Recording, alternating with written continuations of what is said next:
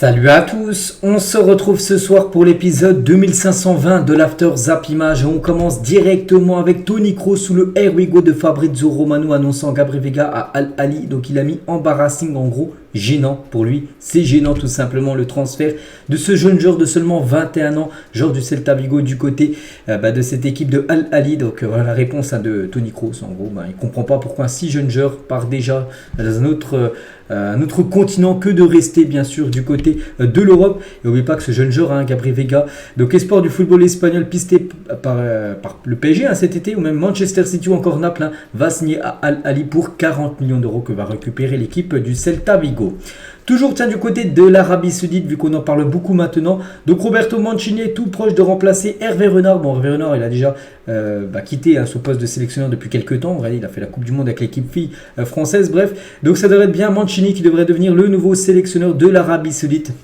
Mancini, il y a à peu près 2 semaines, il a annoncé son départ et démissionné de son poste de coach de l'Italie. Donc il devrait bien être le coach de l'Arabie Saoudite et il pourrait toucher un bon salaire, même un très bon salaire, un contrat avec un salaire proche de 25 à 30 millions d'euros par an jusqu'à la Coupe du Monde 2026. Attend Roberto Mancini, le coach italien, sur le point d'accepter cette offre et d'embarquer tout son staff avec lui et du côté de l'Arabie Saoudite. Donc voilà, c'est imminent.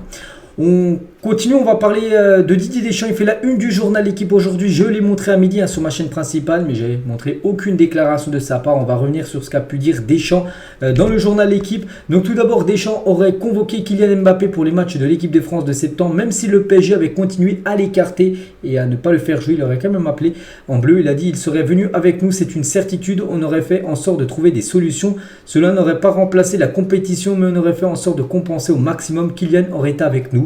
Donc voilà, il aurait été convoqué bien sûr en bleu, même s'il n'aurait pas joué avec le PSG. Toujours avec Deschamps, sur la nomination de Thierry Henry à la tête des espoirs, il a dit il était motivé, je suis content pour lui. C'est quelqu'un avec lequel j'ai toujours eu une très bonne relation, avec beaucoup de respect, même si je ne fais pas partie de son cercle rapproché d'amis. Voilà, il y a beaucoup de respect, d'amitié on va dire entre Deschamps. Il est très content voilà, que ce soit Henry, le sélectionneur des espoirs. Toujours avec Deschamps, juge compatible le fait de jouer en Arabie Saoudite et d'être sélectionnable en équipe de France. C'est pas que tu vas jouer en Arabie Saoudite que l'équipe de France c'est fini. Non, il a dit ce n'est pas incompatible. Par exemple, N'Golo Kanté reste sélectionnable. Il faut juste qu'il joue régulièrement, ce qui est le cas. Et en gros, il peut peut-être être appelé là, lors du prochain rassemblement. N'oubliez pas que Deschamps dévoilera sa liste des joueurs français, ça sera jeudi prochain, jeudi à 14h dans une semaine pour le match contre l'Irlande et contre l'Allemagne, ça sera un match amical. Concernant Paul Pogba, il a dit à Deschamps, je veux Paul en équipe de France, si c'est Paul, mais je pense qu'il peut revenir, il a le mental, les capacités, parce qu'on sait qu'il a été beaucoup blessé la saison dernière.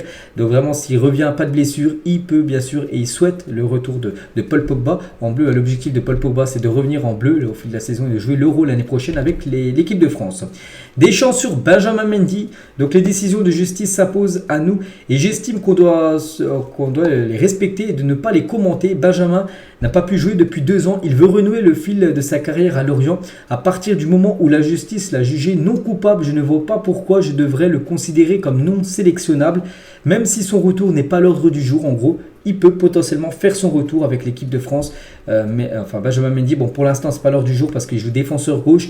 Et il y a déjà ce qu'il faut. Du côté des Bleus, c'est surtout l'autre côté, défenseur droit où il faudrait des joueurs. Mais bon, voilà, il peut en gros être rappelé tout simplement au fil de la saison si bien sûr il est performant avec l'équipe de Lorient. Donc voilà ce qu'il y avait à dire par rapport à quelques déclarations des chaînes, encore plein d'autres, mais quelques-unes que j'ai pu vous dévoiler. On continue, on va parler d'une officialisation normalement aujourd'hui pour l'arrivée d'Ernest Noema à Lyon. Tous les documents sont signés d'après Fabrizio Romano, donc l'annonce officielle pour intervenir à tout moment. Peut-être là quand vous regardez la vidéo, c'est peut-être déjà officiel. L'option d'achat de Cancelo sera obligatoire dans le cas où le Barça passerait la phase de groupe de Ligue des Champions cette saison. Le montant devra avoisiner les 25 millions d'euros parce que ce joueur va être prêté par Manchester City au FC Barcelone avec une option d'achat et elle sera obligatoire. Le Barça sera obligé de l'acheter 25 millions d'euros si le Barça se qualifie au moins 8e de finale de Ligue des Champions. Chaz s'est croisé au Fenerbahçe, donc un gardien part et un gardien arrive. Donc le gardien qui part, il s'appelle Altay Bayindir qui va signer à Manchester United pour 7 millions d'euros. Ça sera la doublure de André Onana. Et du coup, il faut trouver son remplaçant. Il est trouvé, c'est Dominik Livakovic, le gardien du Dinamo Zagreb, un gardien croate qui avait fait une belle Coupe du Monde. On se souvient de sa séance de tir au but contre le Brésil. Donc lui s'engagera pour 10 millions d'euros du côté du Fenerbahçe.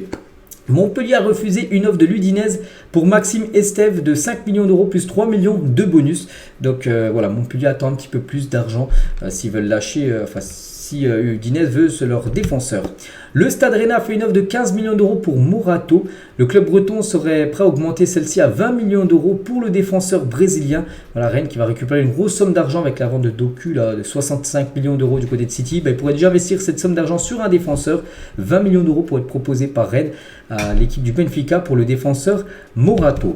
Mathis Ablin va rejoindre Nantes en prêt avec option d'achat légèrement supérieure à 6 millions d'euros. Voilà, ce joueur devrait quitter l'équipe de Rennes. Bon, elle est juste à côté de Rennes, l'équipe de Nantes pourrait l'avoir en prêt avec option d'achat. Mohamed Salah, j'en ai parlé je crois avant-hier, j'ai dit qu'il y a la rumeur Al-Ittihad et c'est confirmé d'après la Gazzetta italienne. Al-Ittihad, le club par exemple de Benzema, veut Mohamed Salah et compte transmettre une offre de 100 millions d'euros à Liverpool. L'Égyptien pourrait percevoir 200 millions d'euros sur 3 ans, donc ce qui ferait à peu près, je sais pas, 65 millions à peu près par an en salaire net, on parle du net.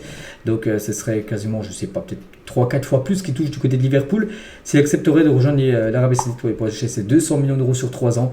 Donc on verra. Il reste une semaine de mercato, c'est totalement jouable quand on voit des joueurs comme Ronaldo, Benzema, Kanté, plein de grands noms qu'on filait du côté de l'Arabie Saoudite. Pourquoi pas Mohamed Salah, ça serait une énorme perte bien sûr pour Liverpool. Nadiem Amiri a rejeté l'offre de Leeds United qui joue en Championship et veut absolument rejoindre l'Olympique de Marseille. Leeds le voulait, mais c'est bien Marseille qui aimerait aller, le joueur allemand du Bayer Leverkusen. Des nouvelles cas de Moussa Sissoko, un club turc est intéressé par Moussa Sissoko. Bon, j'ai pas l'identité du club turc.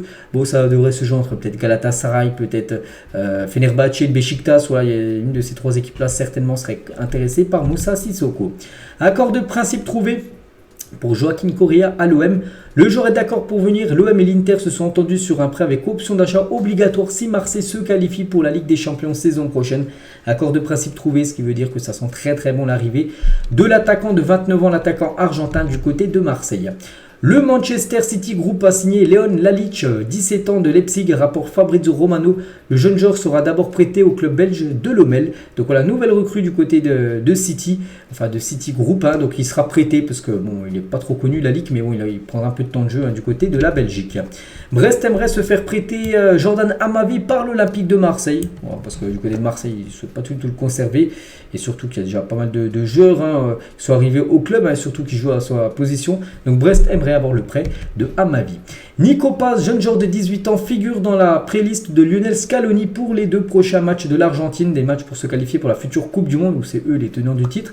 L'Argentin, donc Nico Paz, compte 0 minutes de jeu avec l'équipe première du Real Madrid et joue souvent avec l'équipe B du Real. Il pourrait être dans le groupe de l'Argentine pour les 2 prochains matchs. Sarina Wiegman, donc actuellement sélectionneuse des féminines de l'Angleterre, qui ont atteint la finale, perdue pour elle, mais bon, elle a quand même atteint la finale de la Coupe du Monde féminine. Donc elle est dans la shortlist pour prendre les rênes de la sélection masculine, donc les hommes des Pays-Bas.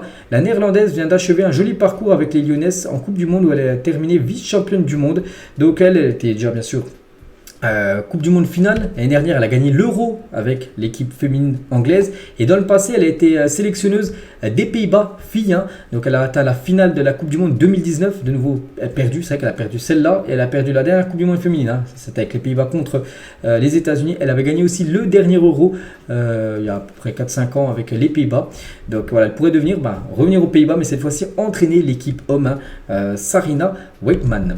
La sélection jamaïcaine souhaite convoquer Mason Greenwood. L'attaquant de 21 ans pourrait changer de nationalité sportive le mois prochain parce qu'il se dit que s'il veut jouer en sélection avec l'Angleterre, c'est quasiment cuit par rapport à son passé. Donc du coup, il devrait peut-être changer de sélection et devenir peut-être avoir la sélection jamaïcaine de football sportive, on peut dire. Donc voilà, concernant Greenwood.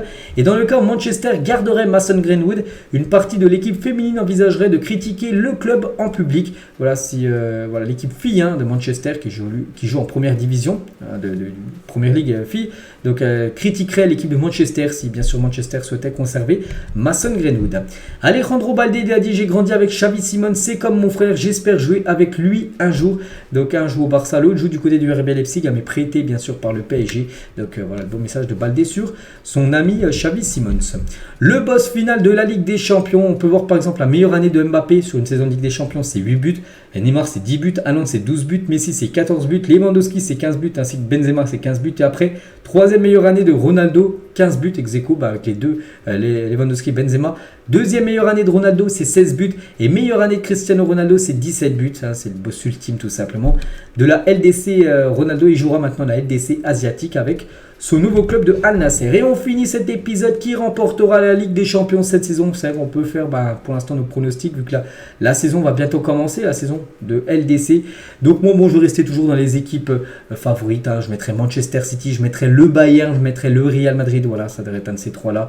Je ne peux pas mettre le PSG, les gars. Le PSG, à chaque fois, les mains favoris, ils déçoivent. Pour moi, outsider, le PSG, mais pas favori. Voilà, pour moi, ce sera ça City, soit Bayern ou soit le Real Madrid. Donc voilà ce qu'il y a à dire aujourd'hui. J'espère que ça vous a plu.